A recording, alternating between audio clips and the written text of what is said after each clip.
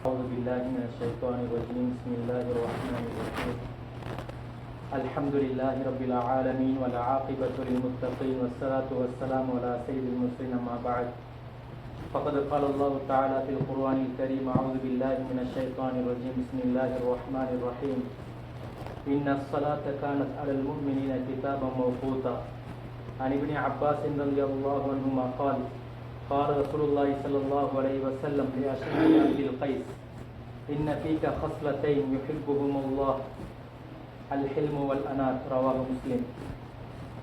அல்லாஹ்வுக்கு மிகப்பெரியமான இடமாகிய பள்ளிவாயிலில் நல்ல விடயங்களை கேட்டு நமது வாழ்வில் பல மாற்றங்களை ஏற்படுத்த வேண்டும் என்கிற நோக்கத்திலே அமர்ந்திருக்கும் என அருமை இஸ்லாமிய சகோதரர்களே, எங்களை படைத்த இறைவனை எல்லா நேரங்களிலும் எல்லா கட்டங்களிலும் அஞ்சி பயந்து வாழும்படி முதலாவதாக எனக்கும் அப்பால் உங்களுக்கு நான் வசியத்தும் நசியத்தும் செய்து கொள்கிறேன். இஸ்லாத்தை ஏற்றிருக்கக்கூடிய நாங்கள் அனைவரும் நிதானமாக பொறுமையாக யோசனை செய்து எல்லா விடயங்களிலும் நடந்து கொள்ளும்படி இஸ்லாம் எங்களுக்கு வழிகாட்டியிருக்கிறது.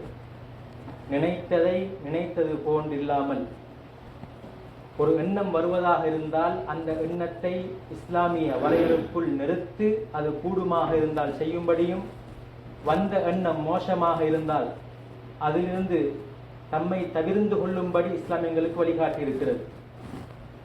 அதே போன்று எந்த ஒரு காரியத்தை எடுத்தாலும் அதனை யோசனை செய்து செய்யும்படி எங்களுக்கு வழிகாட்டியிருக்கிறது. ஆனாலும் சில விடயங்கள், கிட்டத்தட்ட ஒரு 6 விடயங்கள் இருக்கிறது. அந்த விடயங்களை இஸ்லாம் அதனுடைய நேரம் வந்துவிட்டால் அந்த நேரத்தில் அவசரமாகவும் அதனுடைய நேரம் தவறாமலும் அந்த நேரத்தில் அதனை நிறைவேற்றும்படியும் எங்களுக்கு இஸ்லாம் வழிகாட்டி இருக்கிறது.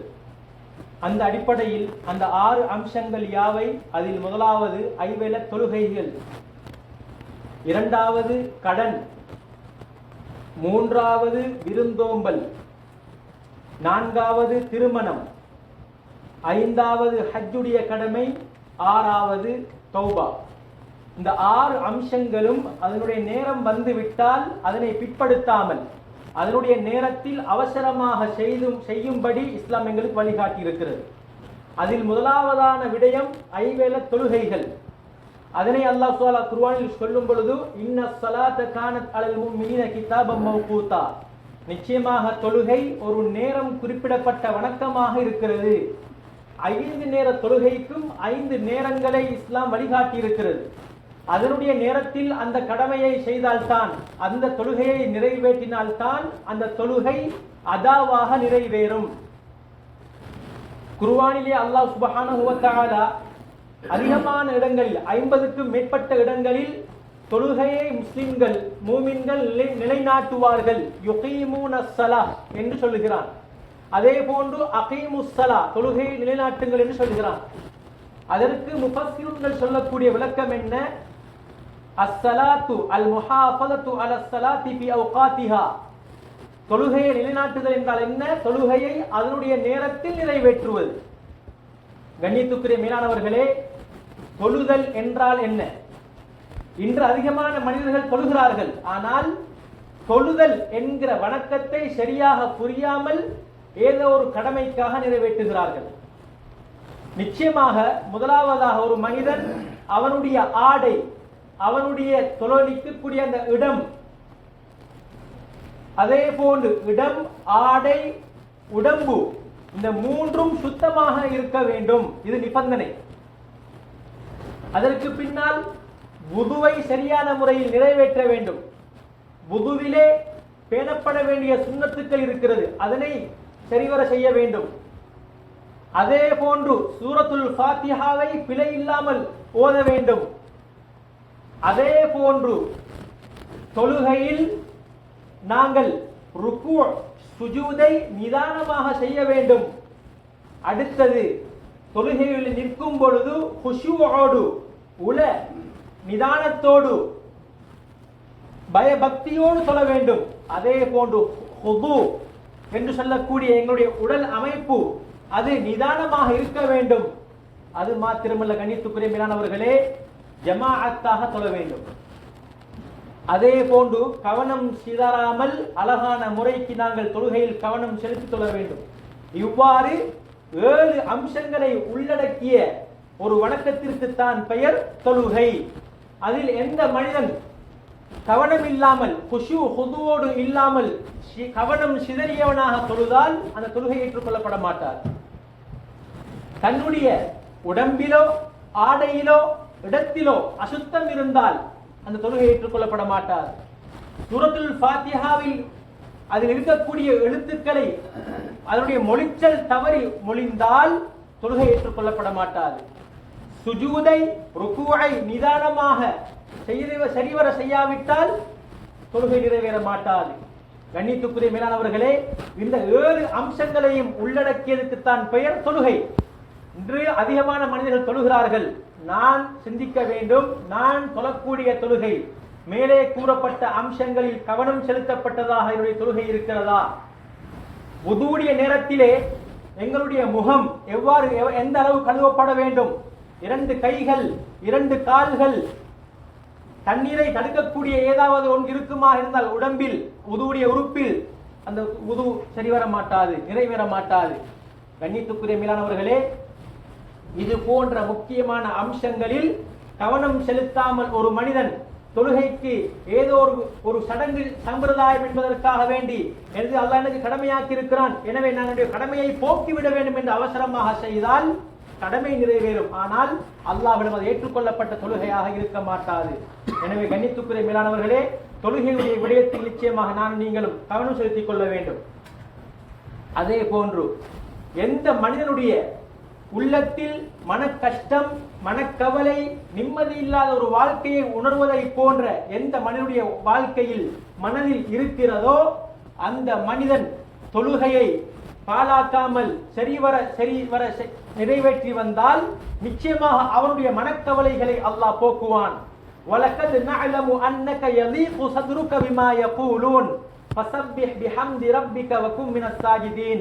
நபியே, இந்த குஃபார் குறைஷிகள் சொல்லக்கூடிய குத்து வார்த்தைகள் உங்களுடைய மனதை பாதிக்கிறது. ஆனால் இந்த மனதை பாதிப்பு உங்களுக்கு ஏற்படாமல் இருக்க வேண்டும் என்றிருந்தால் நீங்கள் அல்லாஹுவை துதியுங்கள், சுஜூது செய்யுங்கள், தொழுங்கள், உங்களுடைய மனக்கவலைகள் இல்லாமல் போகும். எனவே கண்ணியத்துக்குரிய மேலானவர்களே, ஸல்லல்லாஹு அலைஹி சொன்னார்கள், என்னுடைய சந்தோஷம், என்னுடைய கண் குளிர்ச்சி தொழுகையில் ஆக்கப்பட்டிருக்கிறது. எந்த மனிதன் உண்மையான முறையில் அல்லாஹுவை பயந்து இது எனக்கு அல்லாஹ் கடமையாக்கிய ஒரு கடமை என்கிற நோக்கத்திலே தொழுகையை உணர்ந்து அழகான முறைக்கு நிறைவேற்றினால் நிச்சயமாக தொழுகை அவனுக்கு மன நிம்மதியை கொடுக்கும் என்பதில் எந்த விதமான சந்தேகமும் கிடையாது. मेरे प्यारे दोस्तों, अल्लाह सुब्हानहू व तआला हर चीज में हम थोड़ा जल्दी न करके थोड़ा आहिस्ता, थोड़ा सोच कर करने के लिए हमको इस्लाम ने रास्ता बताया. लेकिन ये हर चीज में नहीं, आराम से 6 चीजें हैं, अगर उसका टाइम आ जाए, अगर उसका टाइम आ गया फिर उसके टाइम में हम उसको अच्छी तरह करना है, उसको ताखिर नहीं करना है. ये 6 चीज क्या है? पहला आएगा नमाज. नमाज का टाइम आ गया, हम ताखिर नहीं करना है, जल्दी उसका शुरूत, वाजिबात, सुनन उसको ख्याल करते हुए हम करना है. दूसरा चीज उधार, कर्ज. हम किसी दूसरे से कर्ज ले लिया, अभी उसका टाइम आ गया या मेरे पास अभी पैसा आ गया, उसका कर्ज उधार पूरा करने के लिए जल्दी करना है. तीसरा चीज जियाफत, मेहमान नवाजी. अगर कोई बंदा आएगा उसको मेहमान नवाजी करने में हम ताखिर नहीं करना है. और इसी तरह शादी का टाइम आए, हमारा बेटा या बेटी का टाइम पर करना है. और इसी तरह हज का फर्ज या उम्रा का फर्ज मुझ पर अभी वाजिब हो गया, फर्ज बन गया, अभी मैं दूसरा तीसरा साल तक दाखिल नहीं करना है. और इसी तरह तौबा करने का, मैं तो गुनाह कर लिया, अभी गुनाह करने के बाद मेरा दिल तौबा करने, जल्दी तौबा करना है, उसको ताखिर नहीं करना है. इस तरह 6 चीजों का टाइम आ जाए उसमें ताखिर नहीं करना है, जल्दी उसको करना है. उनमें से पहला चीज क्या है? नमाज टाइम पर अदा करना. अल्लाह कुरान में बताया, इन्ना सलात कानत अलल मुमिनीना किताबन मौकूता. नमाज टाइम मुकर्रर हुआ एक अमल है, उसके लिए टाइम है। हम मेरा दिल जो टाइम बताएगा उस टाइम अदा नहीं कर सकता है। अल्लाह जो टाइम हमको बताया, नबी अकरम सल्लल्लाहु अलैहि वसल्लम जो टाइम में हमको करके दिखाया उसी टाइम हम करना है। सुबह के लिए एक टाइम है, अगर वो सूरज निकल जाए, तुलू हो जाए, उसके बाद सुबह कज़ा हो जाएगा, सुबह का टाइम खत्म हो चुका है। इसी तरह जुहर का भी टाइम है, असर का भी टाइम है, मगरिब का भी टाइम है, ईशा का भी टाइम है। उस टाइम पर हम उसको फॉलो करना है, अल्लाह कुरान में ये बताया। और इसी तरह नमाज हम अदा करते हैं, लेकिन बहुत बंदा अदा करता है लेकिन उसका शुरूत, जवाबित, वाजिबात, सुनन को फॉलो नहीं करते हैं। ये सिर्फ ये उसका जिम्मा पूरा हो जाएगा, उसका दिल में आएगा मैं तो नमाज पढ़ लिया, लेकिन वो कबूल हो गया या नहीं हमको नहीं पता। उसमें पहला क्या चीज है, उसमें तकरीबन 7 चीज हम ख्याल करना है नमाज अदा करने के टाइम। पहला मेरा कपड़ा, मैं नमाज अदा करने का जगह, और इसी तरह हमारा कपड़ा और जगह ये सारे साफ सुथरा होना चाहिए, पाक होना चाहिए। और इसी तरह दूसरा वुजू अच्छी तरह करना चाहिए। ये मुंह चेहरा धोने के लिए एक हद है, ये हद पूरा करना है। ये 2 हाथ धोने के लिए एक हद होता है, ये हद पूरा करना है। इस तरह उसका वाजिबात शुरूत है। और इसी तरह वुजू करने के टाइम उसमें भी सुनन होता है, नमाज अदा करने में भी सुनन होता है, उसको हम फॉलो करना है। और इसी तरह आराम से रुकू सुजूद करना है, थोड़ा तुमानियत के साथ, थोड़ा उसको टाइम देखकर ख्याल करते हुए हम करना है। और इसी तरह खुशू के साथ, दिल का खौफ के साथ, और खुदू हमारे पूरा बदन तहरीक न होने के वजह से सुकून से आराम से करना है। और इसी तरह ख्याल से करना है। किसी बंदे को नहीं पता इमाम कौन सा रकात में है, तीसरा रकात या चौथा रकात, उसको नहीं पता, वो फॉलो करता है इमाम का निजाम को, अपने में कौन सा रकात में मैं क्या पढ़ना है उसको नहीं पता। और इसी तरह बाजमात के साथ अदा करना है, नमाज बाजमात के साथ अदा करना है। ये 7 चीज नमाज में होना चाहिए। हम अभी सोचना है मेरा नमाज किस तरह है, मैंने जो अभी बताया 7 चीज, उसमें मेरा नमाज होता है या नहीं। अगर हो गया, ये नबी अकरम सल्लल्लाहु अलैहि वसल्लम जो हमको दिखाया वो नमाज है। इसको हम जल्दी जल्दी करेंगे, फिर मेरा दिल में आएगा मैं तो ज़ुहर पढ़ लिया लेकिन मुझे नहीं पता ये अल्लाह के पास काबिल कबूल है या नहीं। और नबी अकरम सल्लल्लाहु अलैहि वसल्लम बताया मेरा खुशी नमाज में है, मेरा खुशी नमाज में है, इसलिए हम नमाज को अच्छी तरह फॉलो करना है। और इसी तरह नबी अकरम सल्लल्लाहु अलैहि वसल्लम, अल्लाह बताया नबी अकरम सल्लल्लाहु अलैहि वसल्लम को, ये जो कुफ्फार कुरैश आपको जो बोल रहे हैं उसके वजह से आपका दिल टूट रहा है। अगर आपका दिल टूटा हुआ है, ये टूट को, ये गम को, ये हुज़न को, आप ये अफसोस को आप दूर करना है। आप क्या करना है, मुझे तस्बीह करो और नमाज अदा करो, सुजूद करो।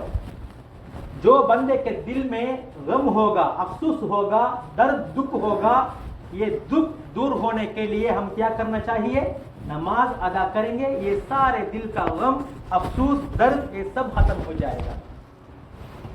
அதே போன்று கணித்துக்குரிய மேலானவர்களே, ஒரு மனிதன் அவசரம் காட்ட வேண்டிய 2வது விடயம் கடனுடைய விடயம்.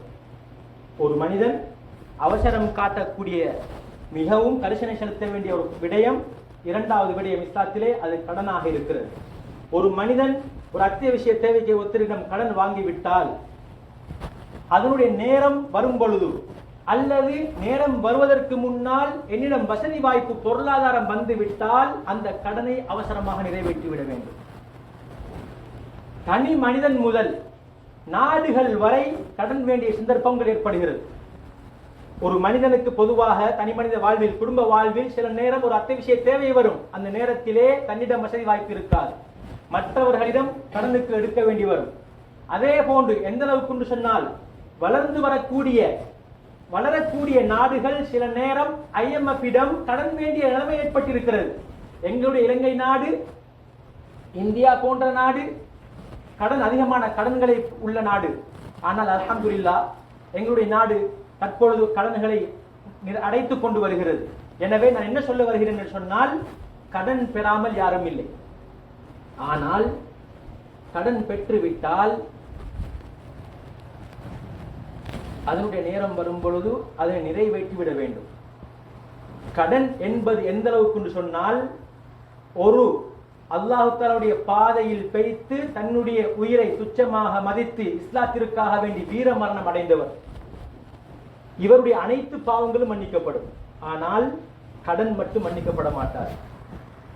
அப்படி என்றால் கடன் என்பது ஏன் அது இன்னொரு மனிதனுடைய உடைமையோடு சம்பந்தப்பட்டது, ஹுகூக்குல் இபாதோடு சம்பந்தப்பட்டது.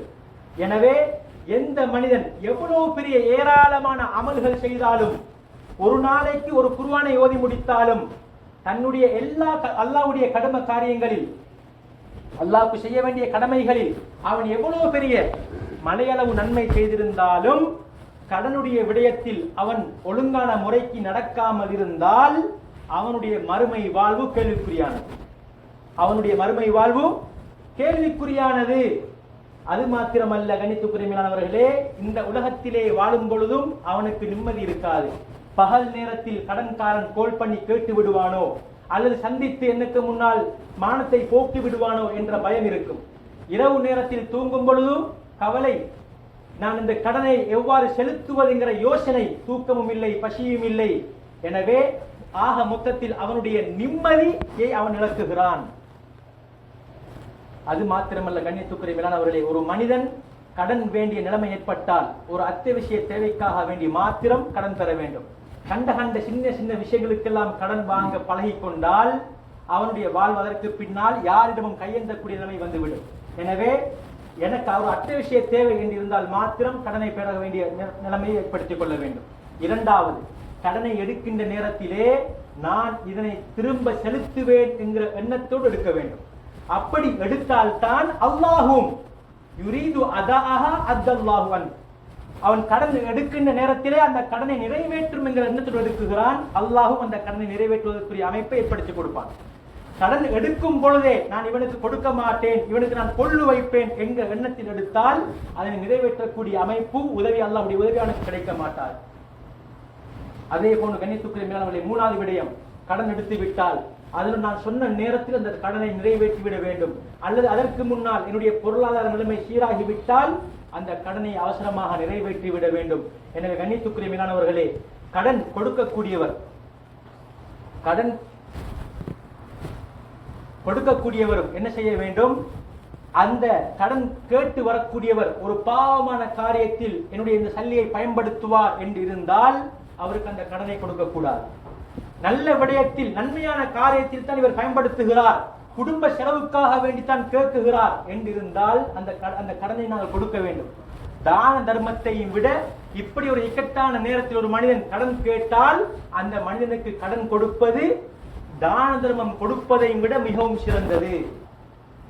அதே போன்று கணித்துக்குரிய மேலானவர்களே, சில நேரம் கடன் கொடுத்தவர், சில நேரம் அவருடைய தவணை நேரம் வரும், ஆனால் எனக்கு தெரியும் கடன் வாங்கியவருடைய நிலைமை மோசமாக இருக்கிறது, கஷ்டமாக இருக்கிறது என்று இருந்தால் நானாகவே ஒரு தவணை கொடுக்க வேண்டும். ஒரு கடன் கஷ்டவாளி நான் காண்கிறேன், கடன் வாங்கியவர் கஷ்டமாக இருக்கிறார் என்றால் அவருக்கு செல்வம் வரும் வரைக்கும் ஒரு நேரம் கொடுப்பது அழகாக இருக்கிறது. அவருக்கு கட்ட முடியாது, ஒரு சிறிய ஒரு தொகை கட்டவே முடியாது, கஷ்டமாகவே இருக்கிறார், ஏழ்மையாகவே இருக்கிறார் என்றால் அந்த கடனை மன்னித்து விடுவது, தான தர்மத்துடைய பேரில் அந்த கடனை மன்னித்து விடுவது சிறந்தது என்று குர்ஆன் எங்களுக்கு வழிகாட்டுகிறது. எனவே கண்ணியத்துக்குரிய மேலானவர்களே, கடனுடைய விடயத்தில் நானும் நீங்களும் மிகவும் ஜாக்கிரதையாக இருந்து கொள்ள வேண்டும். நாங்கள் எந்த அளவுக்கு என்று சொன்னால், ஒரு மனிதன் மரணம் அடைந்து விட்டால் அடுத்த கட்டமாக அவன் முன்னோக்க இருப்பது மறுமை வாழ்வு, ஆலமுல் பர்ஸக் என்று சொல்லக்கூடிய கபருடைய வாழ்க்கை, அதற்கு பின்னால் மறுமையுடைய வாழ்க்கை. எனவே ஒரு மனிதன் மரணம் அடைந்து விட்டால் அந்த மனிதன் விட்டு சென்ற சொத்துக்களில் எந்த ஒரு கடமையும் பெற்றுக்கு நிறைவேற்றப்பட மாட்டால் பொதுவாக 3 விடயங்களை நிறைவேற்றுவதற்கு பின்னால் தான் அந்த மனிதன் அந்த ஜனாசா விட்டுட்டு போன சொத்துக்களை வாரிசுகளுக்கு மத்தியில் பங்கு வைத்து கொடுக்கப்படும். அதில் முதலாவது அந்த ஜனாசாவை அடக்கம் செய்வதற்குரிய செலவு அவன் விட்டு சென்ற பொருட்களில் இருந்து செலவழிக்கப்படும். கஃனுடைய கபர் வெட்டக்கூடிய கூலி, இவ்வாறு அதனுடைய கூலிகள் அதன் மூலமாக நிறைவேற்றப்படும். அடுத்ததாக இரண்டாவது, அவனுடைய கடன் நிறைவேற்றப்பட வேண்டும். அது அல்லாஹுக்கு கொடுக்க வேண்டிய கடன், ஜகாத் அல்லது கஃபாரா, ஏதாவது நோன்பை விட்டிருந்து அது கஃபாராவோடு சம்பந்தப்பட்டிருந்தால் இந்த மாதிரி அல்லாஹுக்கு கொடுக்க வேண்டிய கடன் இது நிறைவேற்றப்படும்.